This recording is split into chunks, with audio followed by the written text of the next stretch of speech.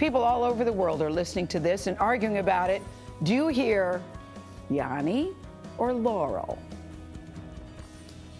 Laurel. Laurel. Laurel. How does anybody hear Laurel out of that? We're going to discuss ahead why the answer is so important to so many of us. You are watching CBS. Sounds like Laurel. You hear Laurel? Yes. No. Welcome back to CBS This Morning, where the Yanni-Laurel debate continues.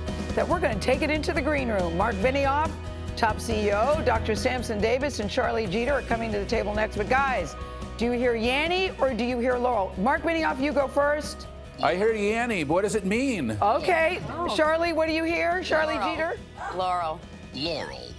Dr. Samson Davis, what do you hear? Obviously, is Yanni. Okay, they say people 25 tend to hear Yanni. If you're younger, you hear Yanni. If you're older, you tend to hear Laurel. It all has to do with your higher pitch Well, there frequency. goes that. So there you go, Mark Benioff. Proof you guys are so young. We have at heart. young ears. I like it. Ears. I like it. All of that.